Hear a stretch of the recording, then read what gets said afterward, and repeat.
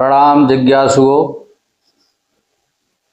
आज आपको पुरुषोत्तम मास के जो शेष 5 दिन रह जाते हैं उसके विषय में आप लोगों के सामने एक ऐसा उपाय नियम बताने जा रहे हैं जिसको अब तक जो लोग नहीं कर पाए हैं तो वो अगर 5 दिनों में कर लेंगे तो उसका भी महत्व कम नहीं होगा और उनके लिए वो ही पर्याप्त हो जाएगा। इस पुरुषोत्तम मास में यानी अधिक मास में जो सबसे बड़ा महत्व होता है वो दीपदान का कहा गया है और मीठे भोजन का विशेष महत्व कहा गया है। तो अब इन दोनों में से आप जो भी कर सकते हो वो करें, लेकिन सरल उपाय आपके लिए ये हम बताते हैं कि इन 5 दिनों में यानी 11 तारीख से लेकर के 11 जून से लेकर के 15 जून तक एकादशी से और अमावस्या तक के 5 दिनों में अगर जो आप नियम करेंगे उनका महत्व उत्तरोत्तर लाभ की ओर बढ़ेगा, अधिक लाभ होगा, अधिक पुण्य प्राप्त होगा, अधिक से अधिक उसकी जो है आध्यात्मिकता होती है उससे आपको ओतप्रोत होंगे। इसके लिए आप सर्वप्रथम आपको बताते हैं कि दीपदान की महत्ता है। आपने पूरे मास में जितने दिन किया दीपदान वो आप ही जानते होंगे, अथवा नहीं कर पाए हैं वो भी आप जानते होंगे कि हम नहीं कर पाए हैं, अथवा आरती के समय जो दीप तैयार करके आप दीपदान करते हैं या दीप से आरती करते हैं उतना ही कर पाए हैं तो ये भी आप ही जानते हैं। फिर भी हम आपको अब 5 दिन जो शेष रह गए इनके लिए अगर बताते हैं, अगर पूरे महीने में आप दीपदान की प्रक्रियाएं नहीं कर पाए हैं तो अगर 5 दिनों में दीपदान की पूरी प्रक्रिया कर लेते हैं तो आपको पूरा पुण्य प्राप्त होगा। कैसे कि इन 5 दिनों में एकादशी से लेकर के अमावस्या तक आप कम से कम 5 दीप तैयार करें, रोजाना 5 दीप जलाएं। आप बाहर नहीं जा सकते, आपके घर के बाहर कोई पेड़ व्यवस्था नहीं है, कोई मंदिर नहीं है, कोई स्थान धार्मिक नहीं है या कोई वृक्ष नहीं है तो आप अपने घर में मंदिर में देवताओं के सामने 5 दीप जला सकते हैं और उन्हीं से आप प्रार्थना कर सकते हैं। दूसरे, अगर इसमें भी आप चूकते हैं या तुम्हारा मन नहीं भरता है तो आप अपने बोरिंग के स्थान पर जहाँ वास्तु का स्थान होता है, वरुण देवता का स्थान होता है, तो वरुण देव के स्थान पर भी आप जो है 1 दीप जला सकते हैं। जहाँ भी आपका बोरिंग है, जहाँ से जल निकलता है, जल की निकासी है, आप वहाँ भी 1 दीपक जला करके रख सकते हैं। दूसरा, आप दरवाजे पर रख सकते हैं, द्वारपाल है वहाँ भी आप रख सकते हैं। तुलसी अगर आपके घर में है तो तुलसी के पास आप दीपक रख सकते हैं।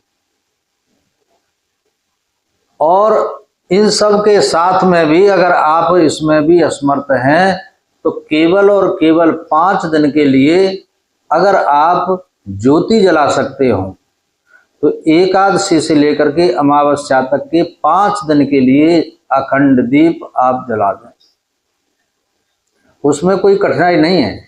इसके लिए आप देसी गाय का घी, शुद्ध घी अगर प्राप्त हो तो उससे आप करें। अगर ऐसा नहीं है, आपको भी संशय होता है कि घी असली है या नकली है या कैसा है, मिलावट का है, तमाम तरह के अगर आपके अंदर भाव ऐसा उठता है तो आप बिल्कुल भी उसका इस्तेमाल नहीं करें। तो आप शुद्ध तिली का तेल बाजार से आप प्रयास करके लाएंगे तो आपको मिल जाएगा। शुद्ध तिली के तेल से आप जो है अखंड दीप तैयार करें और उसको 5 दिन तक लगातार जलाएं। तो इस कार्य को करने से भी आपको ज्योति की साधना करने का पूरा पुण्य प्राप्त होगा। इस दीपक को जलाने से, इस ज्योति को जलाने से आपकी दरिद्रता का नाश होगा, आपके जो रुके हुए कार्य हैं उनमें आपको जो है लाभ मिलेगा और आपका समय के हिसाब से जितना समय कार्य में लगना चाहिए उसी समय के अंतराल में वो कार्य संपन्न होंगे। ये सबसे सहज और सरल उपाय है, इसको आप कर सकते हैं। फिर से आप समझ लें, शुद्ध तिली का तेल उसका दीपक जला करके देखभाल के लिए विशेष बात यह है कि जैसे ही बत्ती के ऊपर फूल इत्यादि आता है तो चिमटी से आप जो है उस फूल को सहज से ऊपर ही ऊपर उतार सकते हैं, अलग रख सकते हैं, जमीन पर नहीं फेंकते। उसको आप एक कोई पात्र रख लीजिए, उस पात्र में आप डाल सकते हैं। दूसरी बात यह है कि अगर आपको संदेह हो कि दीप ज्योति बंद हो सकती है तो सबसे पहले आप जो है एक छोटी सी बत्ती जब बना करके और उसी तेल में डुबो करके और उसी दीप से जला करके दूसरे दीपक में रख लीजिए।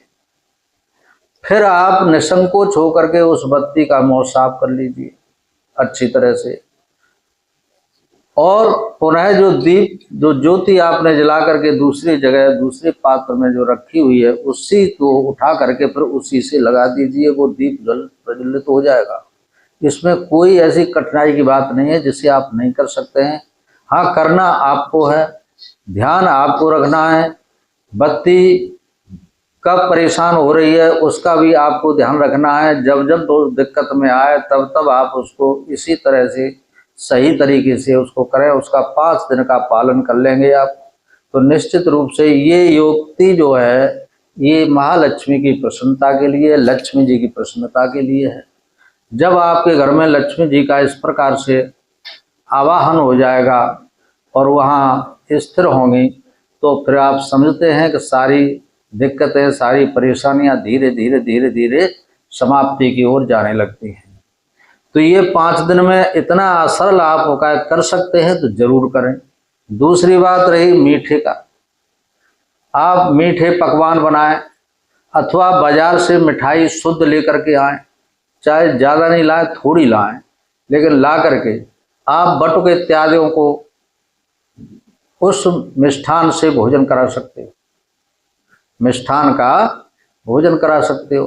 फलों से भी आप जो है बटुक इत्यादि के लिए, बटुक कन्या हैं अथवा बच्चे हैं छोटे छोटे, आप उनको मिष्ठान बांट सकते हो। तो इतना करने में ऐसी कोई दिक्कत नहीं है। इसमें ऐसा कोई नहीं है कि इसमें 1000-2000 रुपये आपके खर्च हो जाएंगे। बहुत सरल उपाय है, सहज उपाय है। ये उन लोगों के लिए है जो नहीं कर पा रहे हैं तो कम से कम इतना तो कर ही सकते हैं। अगर मन बनाएंगे तो उनके अंदर जिज्ञासा होगी तब, और जिज्ञासा अगर नहीं है तो फिर उनके लिए तो फिर कुछ भी हो, कुछ कहा नहीं जा सकता है। जैसा प्रारब्ध है तो ऐसा सबको ही भोगना होता है। तो उनका प्रारब्ध अगर अच्छा है तो उनको इस समय नहीं भोग रहे हैं, लेकिन जब प्रारब्ध उनका ऐसा गड़बड़ सड़बड़ वाला आएगा तो फिर उसको कोई नहीं रोक पाता है। यही सिद्धांत है, यही नियम है। दूसरी बात, ये 5 दिन एकादशी से लेकर के अमावस्या के ये 15 जून को पूरे हो जाएंगे। 15 जून तक ही ये पुरुषोत्तम मास चलेगा। 15 जून की अमावस्या है और ये अमावस्या सोमवती अमावस्या होगी। ये सोमवती अमावस्या सोमवार की है, इसलिए इसको पर्व कहते हैं। ये पर्व है, गंगा स्नान का इसमें विशेष महत्व है। और इसी दिन 15 जून को 5:49 से लेकर के शाम के 7:08 तक सर्वार्था अमृत सिद्धि योग है। बहुत उत्तम योग है। अगर इस उत्तम योग में आप जो भी शुभ कार्य करते हैं, जो भी पुण्य का काम करते हैं, वो ये समझ लीजिए कि हमेशा हमेशा के लिए अमृत तुल्य हो जाएगा। और हर जगह सर्वार्थ सिद्धि का मतलब है सब जगह आपको जिस कार्य को कर रहे हैं उसमें सिद्धि प्राप्त होगी, इसमें कोई संशय नहीं है। ये 15 जून को सोमवार के दिन ये अमावस्या प्रातःकाल 8:24 तक रहेगी। अतः ये पर्व काल जो है सोमवती अमावस्या का 8:24 तक ही रहेगा। 8:24 तक आप जो है गंगा स्नान, घर पे स्नान, जहाँ भी आप जो भी दान पुण्य धर्म जो भी, जैसे देवियाँ अपने परिक्रमा, तुलसी की परिक्रमा लगाती हैं और भी कुछ ऐसे कार्य करती हैं, 108 परिक्रमा का विधान है, तो ये करती हैं। तो 8:24 तक प्रातः काल में ही इसको पूर्ण कर लें तो उसका पूर्ण फल मिलेगा। अगर नहीं भी कर पाते हैं तो फिर जो जब करवाता है तो उस दिन सर्वार्थ सिद्धि योग है, अमृत सिद्धि योग है, तो उसका पुण्य तो मिलना ही मिलना है। लेकिन सोमवती अमावस्या का जो पुण्य है वो केवल 8:24 तक का ही रहेगा। तो इस बात का भी विशेष, ये छोटी छोटी ऐसी बातें हैं जिनका ध्यान नहीं रखा जाता है और लोग इस तरह से गुमराह भी कर देते हैं कि अमावस्या तो आज है तो पूरे दिन ही लगेगी, पूरे दिन ही चलेगी, पूरे दिन ही सब कार्य होते रहेंगे।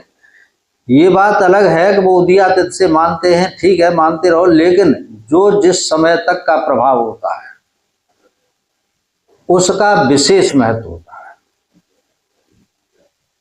इसलिए जो परवी का जो समय है, सोमवती अमावस्या का जो समय है वो 8:24 तक 15 जून को ही रहेगा। आप समझ गए होंगे। इस तरह से सोमवती अमावस्या का पुण्यकाल है। इसकी कथा भी होती है, आगे आपको कथा भी इसकी बता देंगे बीच में आकर के। तो इस तरह से ये सोमवती अमावस्या हो जाएगी। इसी दिन अगर आप चाहें तो किसी आश्रम में इसमें आप अन्न का दान कर सकते हैं, तिल का दान कर सकते हैं, तिल के लड्डू बना करके भी आप बांट सकते हैं, मिष्ठान का दान कर सकते हैं। मतलब ये है कि आप किसी भी प्रकार का अगर आप दान करेंगे तो ये दान हजारों गुना देने वाला बनेगा। उस दिन का करने से इतना पुण्य इसका प्राप्त होगा। तिल के लिए तो ये कहा गया है कि जितने भी तिल आपके दान में जाएंगे उतने ही वर्षों तक, हजारों वर्षों तक वो वैकुंठ लोक में वास करेंगे, जहाँ भगवान विष्णु, क्योंकि भगवान विष्णु को तिल बहुत प्रिय है, तो विष्णु लोक में जाकर के उनको उतने ही 1000 वर्षों तक रहने का अवसर प्राप्त होगा। जब वो पुण्य समाप्त होगा तभी आप मृत्यु लोक में आएंगे, पृथ्वी लोक पे आएंगे। यही सिद्धांत है। यहाँ जितना भी पुण्य कर्म करके जाते हैं उतने ही समय तक वहाँ तक रहते हैं। उस पुण्य के लिए, पुण्य के बल पर हम स्वर्ग में, वैकुंठ में, जिस देवी देवता की हम साधना में लगे रहते हैं उसी देवी देवता के लोक में हमको रहने का अवसर प्राप्त होता है। और जब हमारे पुण्य क्षीण हो जाते हैं और क्षीण होने पर पुनः हम यहाँ आकर के संसार में आकर के अपने पुण्यों को फिर से जागृत करने के लिए यहाँ प्रयास करते हैं। ये संसार एक प्रयोगशाला है। आत्मा अपने उद्धार के लिए, अपने कल्याण के लिए बार बार यहीं इस प्रयोगशाला में आती है। और ये संसार एक बहुत बड़ी प्रयोगशाला है। इस संसार में आकर के आत्मा एक शरीर धारण करके, उस शरीर धारण करने से उससे प्रयोग करती है, उसी के माध्यम से दान होता है, उसी के माध्यम से पुण्य होता है, उसी के माध्यम से दूसरों का हित और कल्याण किया जाता है। उसी से ये सारे पुण्य मिलते हैं। वही प्राप्त करके पुनः वहीं जाना होता है। और जो लोग ऐसे अवसरों का ध्यान नहीं रखते हैं या ऐसे अवसरों का लाभ नहीं ले पाते हैं, वंचित रह जाते हैं, तो वो तरह तरह के उनके प्रारब्ध बन करके इसी संसार में आकर के आप देख रहे होंगे कि अनेक आत्मा शरीर धारण किए हुए हैं और वो तमाम शरीर से कष्ट भोग रहे हैं। आपने देखा होगा बहुत से लोग ऐसे भी हैं मृत्यु लोक में जिनके पैर नहीं है, किसी के हाथ नहीं है, किसी की आंखें नहीं है, किसी के मुँह नहीं है, किसी का कुछ नहीं है। तो इस तरह से ये क्या है तो उन्हीं का किया गया कर्म, उन्हीं का किया गया कर्म है, उसका एक भोग है। वही प्रारब्ध रचता है। जो पहले प्रारब्ध रचा हुआ है उसको तो भोगना ही पड़ेगा। हाँ, आज उस प्रारब्ध को भोगते हुए आप आगे के लिए जो अच्छा कर्म कर रहे हैं उससे आपका आगे का भविष्य सुधरेगा। इसलिए वर्तमान जैसा भी चल रहा है, इस वर्तमान के विषय में देख करके मत रोइए, मत ज़्यादा चिंता करिए कि हमारे साथ तो ऐसा हो रहा है, ऐसा हो रहा है। ये जो हो रहा है वो तो प्रारब्ध भोगा जा रहा है, लेकिन भविष्य के लिए तो आपको करना है कुछ। ऐसे ही बने रहोगे तो फिर भविष्य में भी आपकी यही स्थिति होगी, तो फिर रोते रहोगे। इसलिए अच्छा ये है कि अब तक जो हम करके आए हैं और जैसा भी करके आए वो प्रारब्ध बन करके हमारे ऊपर चल रहा है, उसको हम भोग रहे हैं वर्तमान में।